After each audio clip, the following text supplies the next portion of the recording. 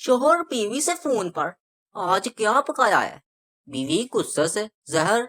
शोहर, तुम खाकर सो जाना, मैं आज देर से आऊंगा। बीवी शोहर से रात को बगैर मेकअप के अपने खुले बालों के साथ पूछती है, जानू मैं कैसी लग रही हूँ? शोहर, कसम से बेगम, अगर आयतुल कुर्सी याद ना होती तो आज मैंने मर ही जाना था। शोहर बीवी को अंग्रेजी सिखा रहा था। बीवी, दोपहर में डिनर ले लो जी। शोहर, जाहिल, ये डिनर नहीं लंच है। बीवी, जाहिल होगे तुम, ये रात का बचा हुआ खाना है।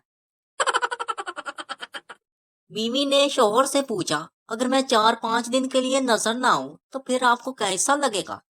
शोहर ने खुशी से कहा, अच्छा लगेगा।